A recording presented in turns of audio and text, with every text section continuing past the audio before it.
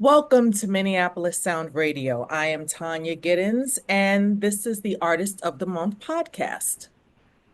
Minneapolis Sound Radio elevates the voices shaping our city's musical legacy. And the Artist of the Month for August is none other than a member of a musical dynasty, the one and only Jason Peterson DeLaire. Welcome. Hey, how are you, Tanya? Good to be with you. I am well. So good to meet you. I've heard so many good things about you. You know, your family name is well known. So let's talk about that first.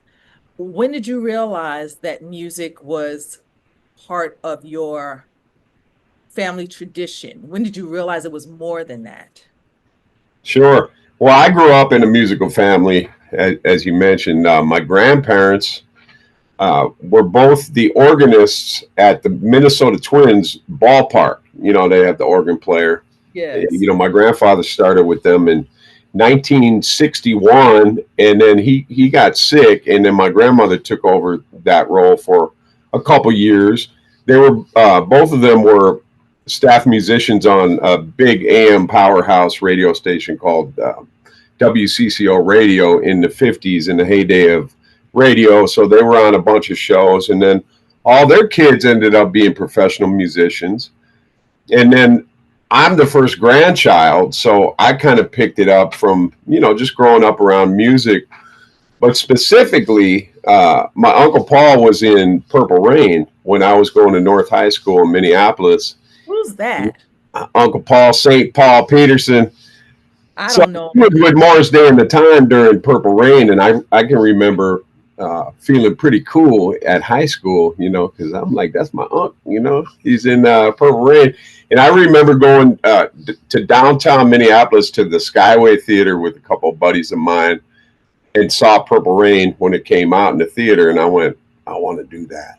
So that's kind of what made me really want to get into music. I mean, I took piano lessons when I was 5 when I lived in New York, and then I really didn't take to it. And then when I got in about 5th grade, you get into concert band, you get to pick an instrument, and so I started there, and I started to learn how to write music and all that. But honestly, when I saw Purple Rain, that really kind of inspired me. In addition to seeing my family having these great careers with music, I went, they're doing it. I think I can do that too. So that's how I morphed into being a professional musician for my life.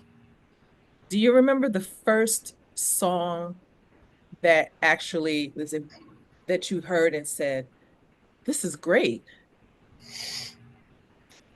Well, early on, yes. My mom and dad are both professional musicians, so they would be on the circuit, like moving around to different locations doing shows. So I remember very vividly being in Atlanta in probably 1976, and we were kind of broke and just trying to make it go. So sometimes I would have to come to the gig with them, and I'd sit in the car while they went in and did their set, and they'd come out check on me. We were in Atlanta, and my favorite song was Sir Duke from Stevie Wonder. I was like 6 years old. I'm like, I love this song. So that was one of the earliest songs that really resonated with me. That's one that I remember from that era. Stevie was always one of my hugest heroes, just period. And then it turned into Prince and Babyface and Michael McDonald. And then I played the sax, so it was John Coltrane, David Sanborn. But Prince, Stevie, and Babyface are absolute, and Michael McDonald are my favorite singers and writers, and so that was like your early. personal Mount Rushmore of music. Absolutely. Okay. You talk about Stevie. In a perfect world, collaborating with him, and he says to you, I want to do a cover of one of my old songs. What song would that be? Ooh, wow.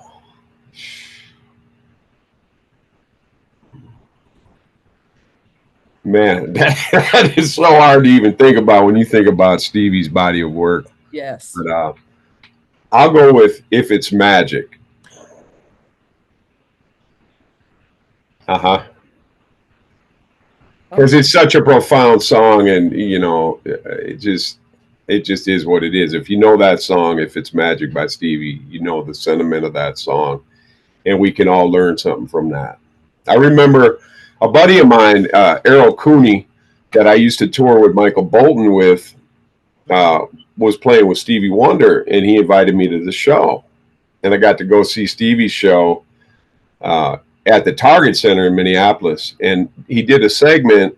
He did "If It's Magic" with the harpist that passed away. They did the video. I don't know if you ever saw the concert, but they like synced up the harpist from that recording who was passed away Right. playing, and Stevie and the band playing along with that, and then they went into the song "As." Mm. And I just started bawling. I was sitting there and I couldn't stop crying. It just hit me so hard to see Stevie. Like, that's like one of our gods in music, without a Yeah. doubt. And I was just, it just hit me. So Stevie has that spiritual connection to his music. But to answer your question, I would have to say If It's Magic. Mm. And well, that whole album though, Right. the key of life, Songs in the Key of Life. one after the other. Right. He toured that whole record. That was amazing. I remember that, and I wish I said I wanted to go see it, and I think I might have been out of town or going somewhere, and I just did not see it. And that's a big regret because I don't know if he'll ever come back around to do that again. Sure. It was very special. Even if he comes in concert, I'm going. I don't care how it's done, but yeah, that's a brilliant album. That's a brilliant. Hmm. Let's talk a little bit more about your family legacy. Now, your family was inducted into the Minnesota Music Hall of Fame. Tell us a little bit about that night. First, what was your reaction when you found out that the family was being inducted? And then, Right. how did you feel when you were actually there? What was that like? I think my Aunt Patty probably would have let me know that it was happening. There's a museum down in New Ulm, Minnesota, the Minnesota Music Hall of Fame, Mhm. and they do a thing every year where they induct whoever they induct. But I just spoke to being fortunate enough to grow up in a family like I did, and Mhm. the incredible history and legacy of work that my family have done collectively, starting with my grandparents. Like I mentioned, they were staff musicians at the radio station. Then you have my mom. I'll give you a little rundown. You have Linda, that's my mama, Okay. and she was one of the very first people to have a major record deal out of Minnesota. She went out to New York and signed a deal with RCA Records. Her little brother, and my mom is a great songwriter. She's gotten international acclaim over in Copenhagen, Denmark, and you know, put out many jazz records. Great writer, great singer. Then the next would be my uncle Billy, who is probably one of the best upright jazz bass players in the whole world right now. But he's also a great arranger and writer, and he played with the Steve Miller Band for 25 years. Oh, So wow. he was a rocker. There was a time when three of my uncles were with the Steve Miller Band, and apparently that was a party summer when they were all together. Right? I hear I some stories believe it. about it.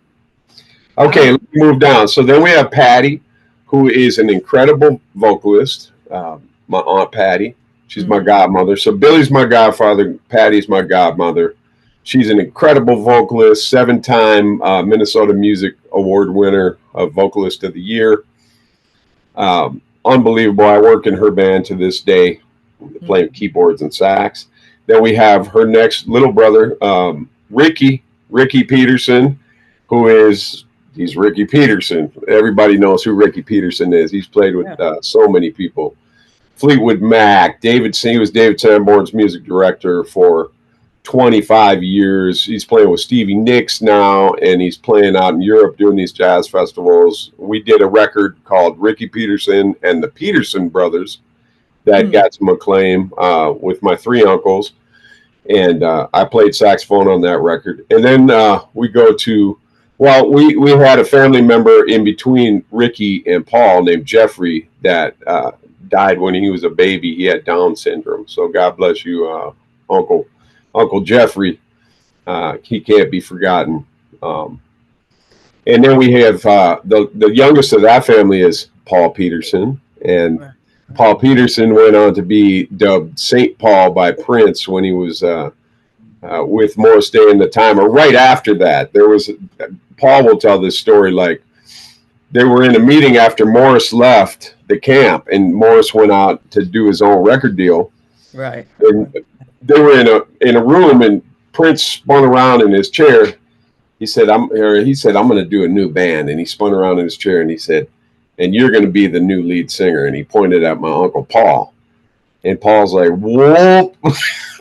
But that turned into the family, of course, the screams of passion. And so Uncle Paul has been a really big mentor to me too. Kind of taught me how to be a pro in this business, and we still work together in St. Paul and the Minneapolis Funk All Stars. We do many gigs. We just did a gig Sunday with Stokely from Mint Condition. Paul, me, and this cat named Alex Rossi was Mhm. with us. We had Jelly Bean Johnson come and sit in with us. Nice. Keyboard player Ryan Bynum from Minneapolis sat in with us, and it was on the rooftop of this beautiful hotel called the Hewing Hotel on a beautiful summer Minneapolis night, and it was just a great night. So anyway, that's my family in a nutshell. And then, like I said, I was inspired seeing Purple Rain and also hearing music growing up from my family. Right. So that turned into that call from Patty about being inducted to the Minnesota Music Hall of Fame. So, I kind of rode some coattails to get there, but I'm in the Minnesota Music Hall of Fame too. So, That's okay though. That's okay. You can put right. that in the So, cap. I rode a couple coattails, but anyway, we got the call. We went down to New Ulm. They had a nice dinner and awards ceremony, and it was just an honor. It was very touching to be recognized like that and to understand the gratitude of being able to grow up around these incredible people first of all, but incredible musicians, and to learn from them. And then the next day we got to go visit the actual museum itself, Okay. and that was incredible because they had my grandmother, they had pictures of our family up in there, and we're between Bob Dylan and Prince Wow. in this display cabinet. It was very, very humbling. It was mind blowing thing. So that's the Minnesota Hall of Fame, Music Hall of Fame story. Nice. Nice. You touched on playing instruments. Now you play the Mm-hmm. sax, Mm-hmm. play the keyboards, Mm-hmm. and you sing. What Right. else do you do? Well, I can Wash play the clothes, bass. you cut grass, you wash You have to ask my blinds. mom about that. She usually has me doing some of that. Um, I do play bass, but then, just for my own recording, if I'm working on a track, I can pick the bass up and play some funk, slap it around a little bit. But I have so many great bass players in my family. If I'm putting a record out, I'll be like, hey, Uncle Paul or Uncle Billy, can you guys help me out? And they'll come over and they'll play something. So, non-guitar playing mofo. I always wish I could play the guitar. I try and I go, nah. And I go back to the keyboards or the sax. So, but in addition to playing those instruments, I do the production side. Do rhythm programming, beats. I was a big MPC 60 guy, rocking my beats back in the day. But now everything's on the computer, so I don't even use that thing anymore. But do the whole production. So and they have some great keyboard bass sounds. I got this program called Trilogy that is amazing. It sounds you can go anywhere from upright basses to a Marcus Miller sound. This thing is incredible. Hmm. Technology is incredible now, Yes, music it wise. is. And that's a good segue. I wasn't actually going to bring this up, but it just popped in my head. How do you feel about this whole AI situation? Because I'm seeing a lot of Right. people who are creating songs Mhm. through AI. And I have to tell you, some of those songs are actually quite nice. It does it. How do you feel using AI to create music? Well, I've checked it out. There's a program called Suno in particular that I've checked out. Hmm. Um, it's unbelievable. It's like I have it on my phone. I could put in like a prompt, be like, I want to write you know, Prince style dance groove called a groovy great time or whatever it is, Hmm.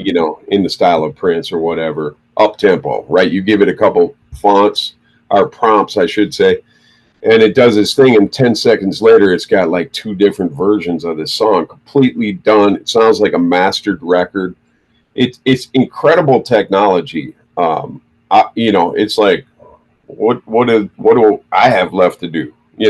Other than they're not going to be able to replicate, at least yet, the organics of the soul of being a human being doing that, Right. playing, performing. I don't think they can take that away from us, thank God. But like the production side is like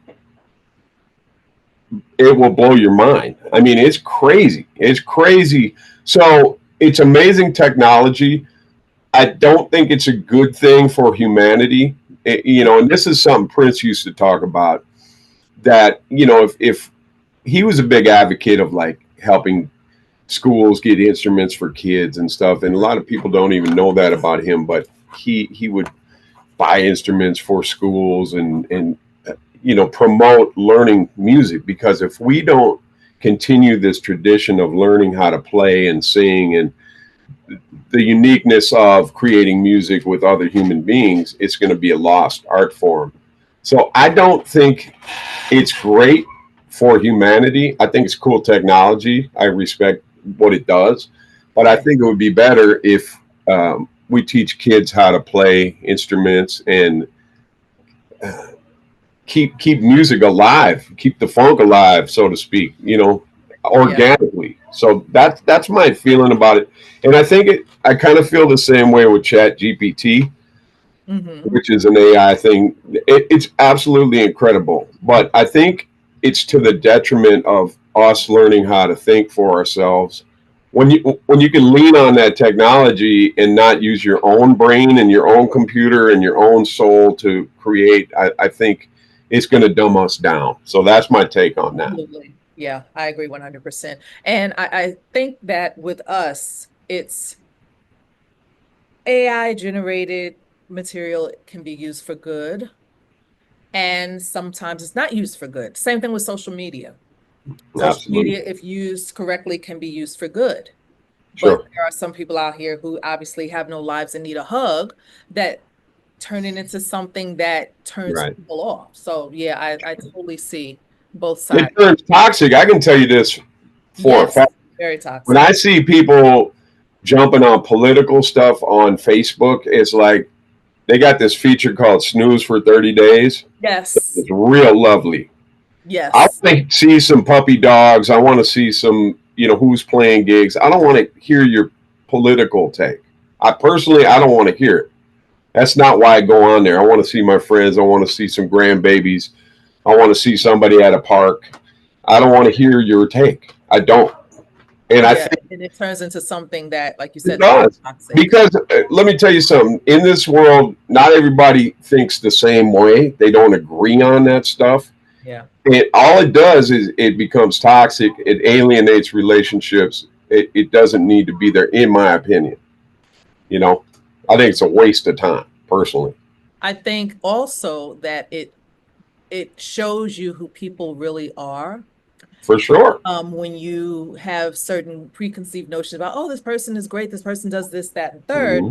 And then when you see them doing something that is totally, I shouldn't say out of character, but what you did not expect from them, Sure. it can be very disheartening as Well, well. and you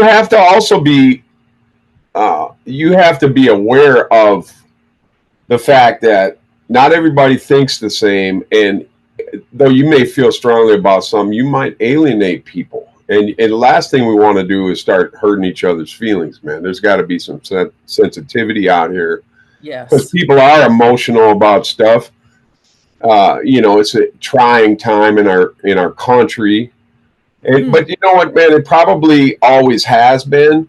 But to your point, is like now the social media, you get millions of people able to put their opinion on top of stuff, and it just That spins we did into not this ask for. mess. That we Right? didn't ask for. Yeah. Didn't ask for. Absolutely. Absolutely. And that kind of segues into my next question. Your new single that which was released in June, The Game of Love. I really like that song. I've been listening to it and I'm like, this is Thank you. cool. I like it. Now, Good. who are the vocalists on the song? That is me. I mean, that's all me. That's all you.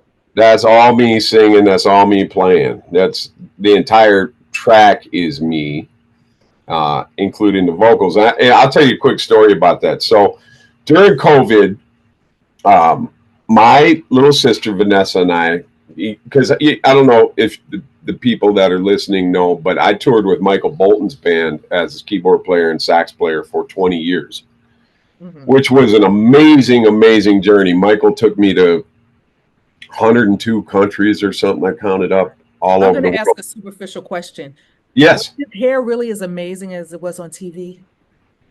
You know what? By the time I joined his band in 2003, the hair was gone.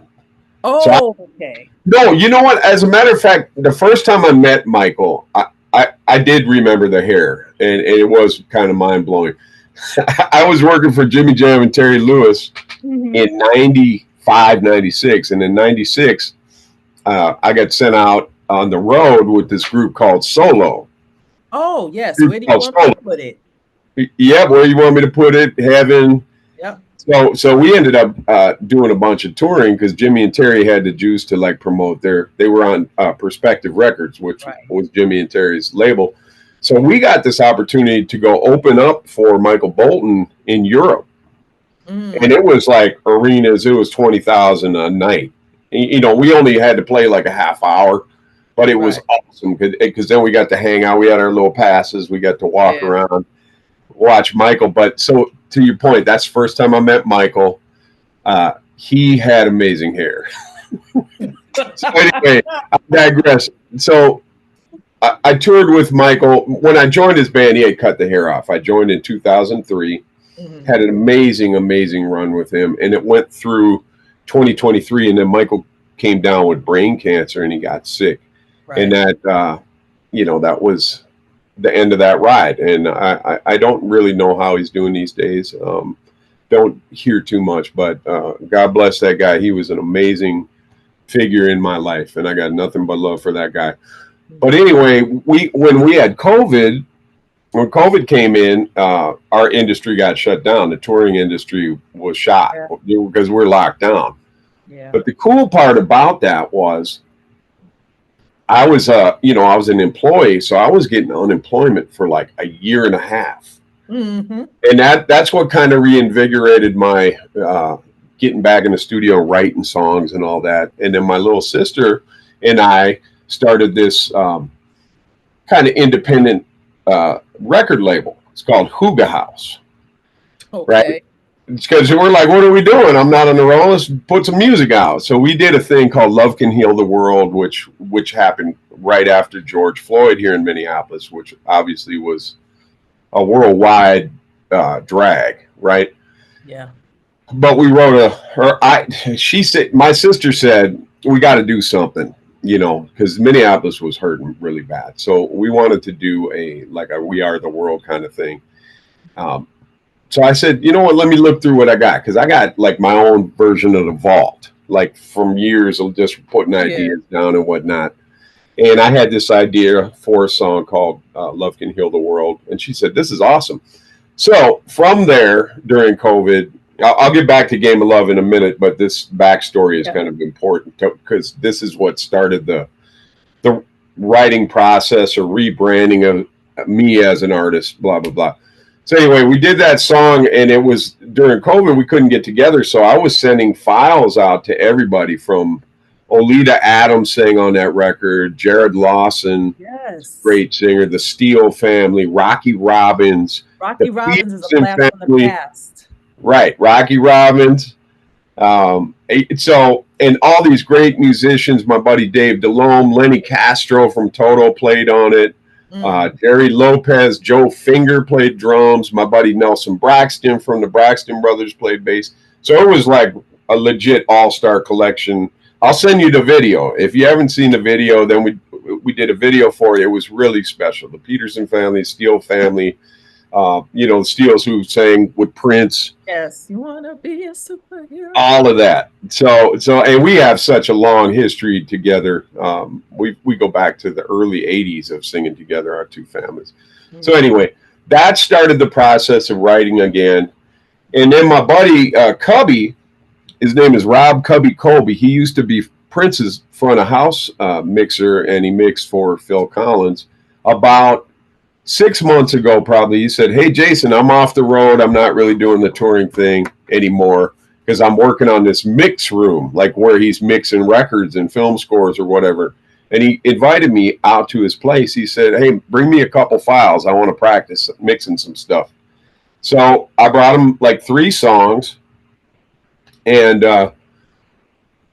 he's like, "This is really great." So he calls me back. I go back out there in like a week, and he played me the Game of Love, and I'm like, wow, I couldn't believe the way he made that thing sound.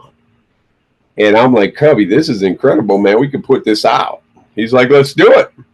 So anyway, and I remember telling Cubby during that session, I said, "Man, you got me sounding like some females up there in the falsetto." So when you ask us who's singing on it, that's all me. I'm just, I learned from listening to Prince and, how to sing falsetto and stack vocals. So that's all me on there.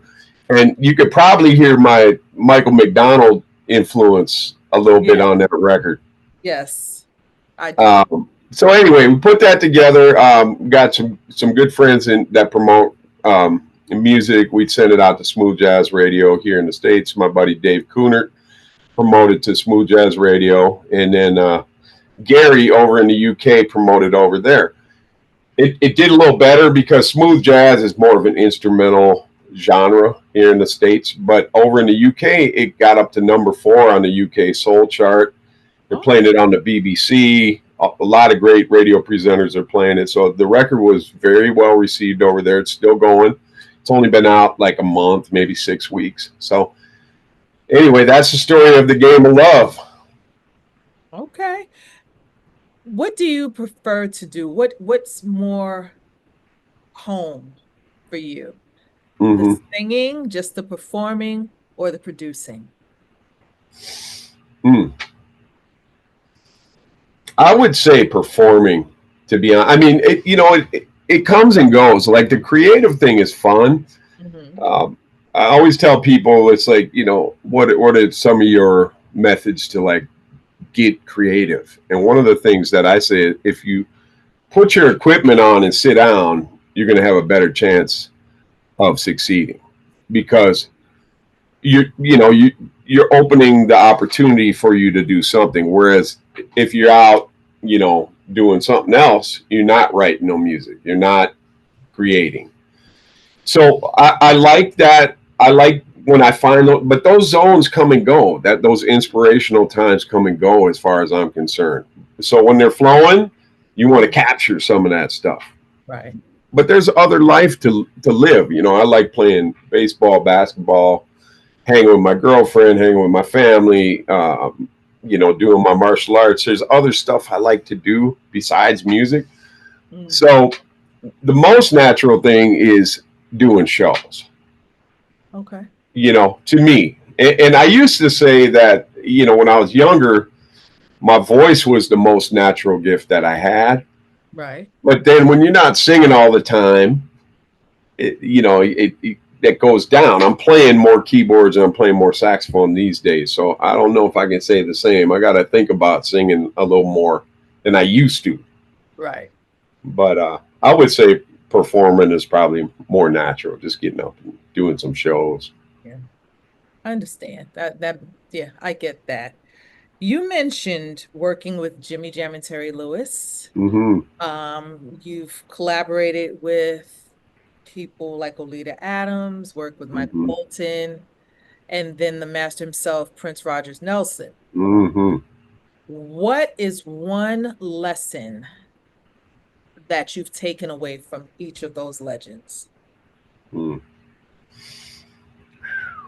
Well, let me start with the master. Let me start with Prince. Um, his work ethic for probably would be at the top of the list. I mean, Yeah. to look at it, I mean, irregardless of my interaction with him, Hmm. which I love Prince. He was a funny guy, man. He gave me an opportunity early on in my career. I toured. I was on uh, the Diamonds and Pearls tour with Okay. him. I was part of Carmen Electra's band, and Okay. we got to be the opening act in 1992. The Diamonds and Pearls tour. It was just such a impressionable time for my life. I mean, because like I said, Prince was really the reason I wanted to pursue music in the first place. So and then it was funny because I would run into I knew Dr. Fink and Bobby Z uh, through being like close with my family, but to get the opportunity to be with him on the road, living that dream at like 22 years old was it was just it's something you don't recover from because when you hit that and I've been fortunate enough to have a nice career, but that's really a serious peak at a young age, so you got to learn some lessons when that's not there. You're like, whoa. I, I just came from being on tour with Prince to like not having a job right now, and it's like, huh, but you figure it out, man. That's part of life and part of growing. Yeah. But his thing, it honestly was his talent. Got to respect the talent, but his drive and his grit and his work ethic would be what I got to admire about Prince. Period. Right. He outworked everybody, and I think that's a common theme with any successful people. Micheal Bolton was the same way. Micheal Bolton worked. If you look at his body of work, I don't know how many albums he's got out, but I remember like early 2000s, I got to be part of a number one Billboard classical album because he was Mm. going to do a classical album with strings, and I played on like three songs on that record. And it's just like, and then he did an operatic thing with Pavarotti. He did and then all the hits that he had. So those two, I would say, work ethic, talent, work ethic, Right. and then Olita just was such an amazing soul. Like she is an anointed soul. Yes, she is. Period. She is. Um, I remember we Paul and I would go out and rehearse with her and her husband John when we were going to go and do some tours. We did a nice tour over to Amsterdam, all over Holland one year, and I stayed in one of their rooms. They put us up for a few days, and I was in the Bible study room. Ah, It was so peaceful, man. I picked the Bible up, checked out, so she's just super anointed. I can remember being on tour with her. She has a song called "The Great Physician," which is hmm. about God healing you, and I broke. She broke me, man. I'm just sitting there trying to be cool. I'm crying on stage in front of 10,000 people. Ah, You know, so that's what I got from each of those. And I'm sure her work ethic is equally as great as the rest of them because you really don't achieve success and longevity in this business without having that. that's. I like to ask that question because I know everyone has their own way, their own method of doing things. But the common Hmm. denominator in a lot of the conversations that I've had is everyone's work ethic is Hmm. almost similar, which in essence proves that, you really have to work in You order do. to get what you absolutely desire, especially in this business, because we know in the music business in the entertainment business, period, that it is just, you have to be consistent. Mm-hmm. You have to be Mm-hmm. consistent and you have to really work at what it is that you want to do, especially Mm-hmm. something that you love. So I totally get that. Yeah, I remember a story my Uncle Paul told me. He said Prince, he was having a conversation with Prince, and Prince said, "You want a house? You got to work." Mm, It was like as simple as that. And then it's very, very competitive. I'm sure most businesses are, but mhm. especially entertainment, music, there's always the next hot thing, right? And then Right. as we start aging out of being super suave, in our 20s, it's like you got to Mhm. have some Yeah. essence to you, some realness to you that can keep you as you get older. That's the one really good thing about being a musician is you can get better. You can keep going. You can keep learning. You can keep experiencing and hopefully getting better if you work at it. It's one of a buddy. I played baseball too. I'll give you a quick story. This buddy of mine named Jim Brower from Minnesota. He pitched in the major leagues for like 9 years, and I've had the opportunity to play on a couple teams with him. And it wasn't long ago. We were in kind of like winter training for the baseball season. He said, Jason, he said, I really admire the fact that you still get to be a pro. And I'm in my 50s now, but he was like, he was done with baseball at like 35 or whatever. Being a Right. top flight athlete, you time out of being a top flight athlete. You just do. You could coach or do other things, but as far as being in the show, he pitched 9 years, and he told me, he said, "Man, I really admire the fact that you can still be a pro and still tour and still be in the game as you get older." And I said, "Yeah, that's a really cool thing about music is that you can keep doing that. You know, Yeah. it's Yeah. true." And it's interesting. I see that, especially here in where I'm in New York City. Mm-hmm. And I go to some live shows, and I love to see that people of our age, because we're in the same age category, Mm-hmm. people of our age range, they're still up there and they're still doing what they love to do. Right. And even older people, forgive me if this sounds offensive, but Mm-hmm. people say like Morris Day and the Time. Mm-hmm. These fellas, they are older than us, and they're still Mm-hmm. getting out there and they're still working hard because they love doing it. And I love to see that. Yes. I I love. just saw Morris. I saw we did a show out at the Paisley Park Estate Mhm. for Celebration. I don't know if you know Right. what Celebration is, Yes. but it was really, really amazing because Londell, who runs the estate out there, Londell McMillan, put together a fantastic evening. So he invited the original family, which Mm. was Marco Hence the Paul. t-shirt. Can we just take a look at this Yeah, t-shirt? yeah, this is it Look right at this here. t-shirt. Yes. The Love it. original family I right need there. one. I need one. Who do I Okay, we'll speak get you to? one. We'll make that happen. We'll Yay. definitely make that happen. Uh, Yay. so anyway, we got invited to play Celebration. So it was the family with Hmm. all the original members: Eric Leeds, Susanna, Jelly Bean, Jerome Benton, Uncle Paul. We had to. And so I was added. Me, Kirk Johnson, who Mm. was the drummer for Prince, and Right. also he was a dancer in Purple Rain. One of the Cocoa Boys. Yep. Hmm. And our dear friend Oliver Lieber, who's a great songwriter and producer, he wrote a lot of the big Paula Abdul hits Yeah. from back in the day. So the band was ridiculous. So we got to play, and then Jesse Johnson was second, Wow. and then Morris Day and the Time. So I got to watch Jesse, and these, mind you, these are all my heroes growing up. I mean, all of them. Uncle Paul, Eric, Jerome, Morris, Jesse.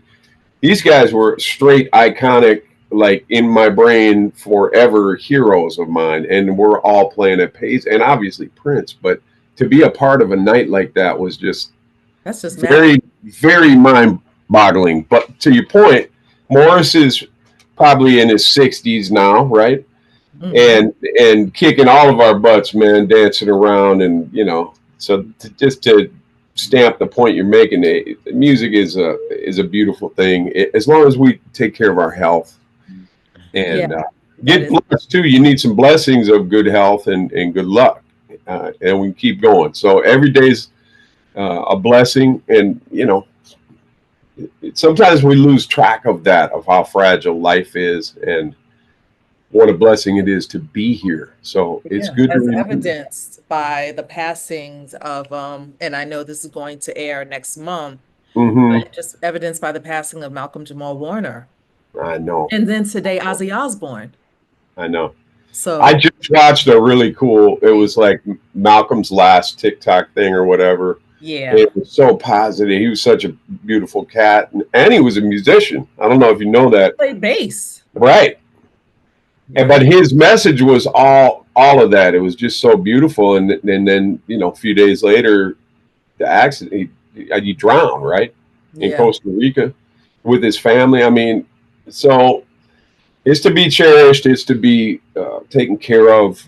It's each other to be taken care of, because we're all one family here on this planet, and we got a little time to be here to make something good out of it. Um, I so agree. it was very sad. That's a very sad one, but also also a lesson to, if you're paying attention, to understand what this is about. And do your best, do well. Absolutely. Let's do a rapid fire segment. Oh boy. First thing that comes to mind, Prince of Parliament. Prince. Not even Uncle George Clinton. I love George, but I mean, I love George. He's one of the funkiest of all time. But I can't deny my man Prince. Okay, fair enough. Parliament or the Isley Brothers in Ooh, their heyday. making it hard, man. Why I gotta go on record now? I'll go with Uncle George on that one. Okay, fair enough. If Okay. you weren't a musician, what would you be doing? Um, I would probably be like a baseball coach or martial arts instructor. If I had my full time to put into one of those, because I love baseball, I love martial arts. Mhm. Um, One of those two, probably. I'll probably be at the park board in Minneapolis, making about $7 an hour. You know, yelling at young Billy, "Get out to the ball!" Hey, no, I, it's funny you asked that, because when Michael's job went away from me, I'm like, what else can I do? And I'm like, not much. Keep keep playing, keep going that horn, son. Uh, anyway, yeah. Okay. Favorite song by any of your relatives? Oh man, you really. Okay, I'm I gotta about, go with I'm Mama. about to have you exiled from the Mama holiday on dinner. this one. Let's go with Mama. Give me an A in hindsight. Linda Peterson. Oh, okay. Good choice. Good choice. Favorite comfort food?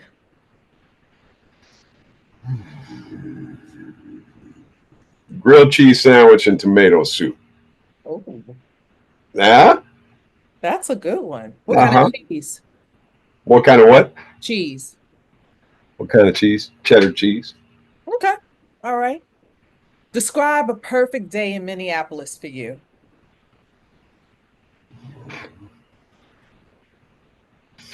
Perfect day would have been what we had on Sunday. Beautiful weather, playing some music with your friends and family, a bunch of loved ones around you, everybody celebrating the unity and togetherness of the music, and a beautiful location. I wish you could see this. I'll send you a picture of what we got to do. So that was pretty much a perfect day in Minneapolis, because we're all brought together by the Minneapolis sound, Right. which goes worldwide. Yeah. And the fact that I got to play with Stokely and Uncle Paul, and it was a beautiful setting, and playing some soulful music, I would say that's a pretty perfect day. And they gave us some free dinner. Well, that's always good. Not bad. Your favorite Prince protege song? Um, I'll give you three. I'll let you pick three because one is hard even for me. Rich Protege song. Okay, one, I'll go Gigolos Get Lonely too. Okay. Morris Day. Hmm. I'll go Glamorous Life, Sheila E. Okay. And I'll go Nothing Compares to You, The Family. Oh, okay. Good one. Those are good. Those are Mm-hmm. really good. Mm-hmm. What's the one thing about the Minneapolis music scene that the world needs to know? That it's still here would be my answer to that. Even though the Minneapolis sound, it's like what happened with the Detroit with Motown. You have this explosion that happens, but I'm sure just like in Detroit, the musicians are still there, the scene's still there. It just doesn't have the spotlight maybe that it did at one point. So any given night in music in Minneapolis, you can go hear some great jazz, some great R&B. There's an indie scene here, so I would say that it's just the continuation of Minnesota music, Minneapolis St. Paul music. It still is here, a lot of talent here, and one of the things I think that happens here is because it's so cold in the wintertime here. Um, you got to find something to do. So I think part of that is the time spent inside playing and practicing because you can't be outside. It'd be funner to go goof off at the beach or something. Yeah. But when it's 12 below in February, you're not doing that. Yeah. So you might want to just get in the lab and practice. So I think that helps, cultivate some good musicianship. And the history of what has been here, the legacy of what has been here. You got like the suburbs, and there's a lot of other kinds of music that have come out of here. Bob Dylan, I mean, Rocky Robbins started here. Yeah. I mean, it's not just Prince. There was a whole music scene before Prince, the Valdons, and like there was all kinds of stuff that you probably never even heard of. That Bobby Lyle. I just had a chance to play a gig with Bobby Lyle, the great piano player. Wow. Recently, I played with my buddy Sean LaBelle and Stokely and Bobby Lyle and this great sax player um, from Florida at the Dakota. And so Bobby Lyle is from here, and he went on to do a whole bunch of really great stuff. So I guess that's the answer to that question: is that we're still here. There's great music here. People are putting music out here. It's got a great history before, during, and after Prince, I would say. Right. And I would agree with you. I've always Mm-hmm. said that Minneapolis musicians in particular, there's so much untapped talent. Absolutely, There's so there much really is. and Mm-hmm. this is coming from a native New Yorker. So there, yeah, you guys have amazing talent there. Mm-hmm. And I've seen it. I'm like, they're really good. So yeah, kudos to you Thank all. you. Thank you. Last question. As someone who believes that music can heal, Mm-hmm. what gives you hope right now?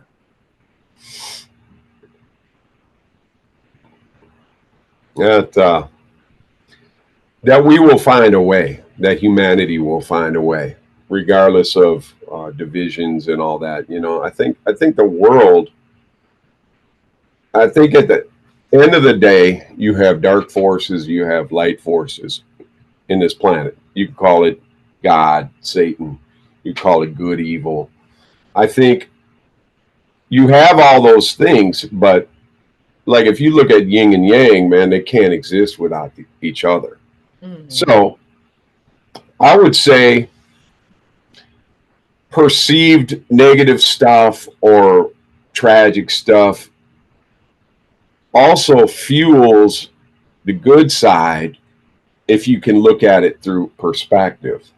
So I think you just got to ride the ride, try to evolve through it, and use what you don't like as motivation to make the change that you want to see. The change starts within us, That is right? true. You're absolutely And so music is just a vehicle. You know, music for me is a vehicle for my essence, or for what message God wants to use me for. At the end of the day, we're just holding on to these gifts for a little bit, and then we got to go and give them back to. So when you understand where the blessing comes from, and some people, get the blessing from somewhere else. It's right. So it all exists together.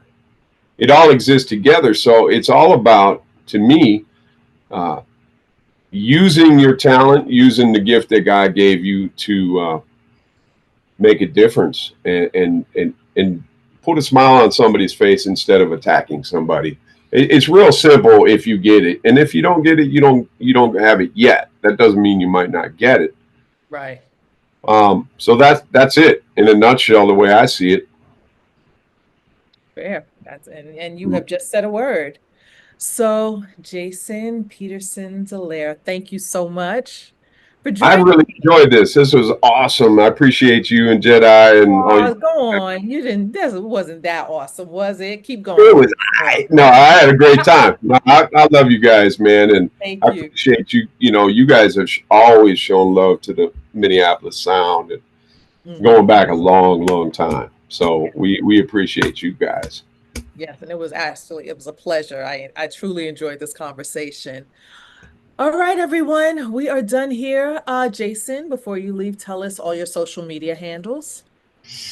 Okay, I'm at JP DeLaire, like the Fresh Prince of Bel Air, but it was with a D. JP Oh DeLaire. gosh. JP DeLaire everywhere. DE capital L. That's an old family thing. DE capital LAIRE. Facebook, Twitter, Instagram, all that. And then I can send you the link tree that I have if you want to put it up too. Okay. That thing is actually really cool. My little sis Vanessa showed me how to do that. It's Mhm. like it's like a new web page basically, but it's for pretty much for musicians. So you can show all your links of your releases and videos, and then you click on a release, and then it shows like Spotify, Pandora, Apple Music. It gives you all these various options, so it makes it really easy. It's very user friendly. It is though. It's hip. So people can listen to your stuff however they like to listen to music. So I'll make sure I get you that link. Excellent, excellent. In the meantime, everyone listening, you can go online and stream Jason's single, The Game of Love, which Woo-hoo. it's so smooth. It is so smooth. Thank It's the kind of you. song where you just want to sit back and have a glass of cranberry juice and Hmm. just sit Or outside a with an coffee, eye. a cold coffee. Yeah, that too. But it's a great song. All Thank you so right. much. Thank you. Thank you, Jason. And thank you all for tuning in. We will see you next month for the Minneapolis Sound Radio's Artist of the Month podcast. See you soon. Peace, everybody. Thanks, Tanya. Thank you.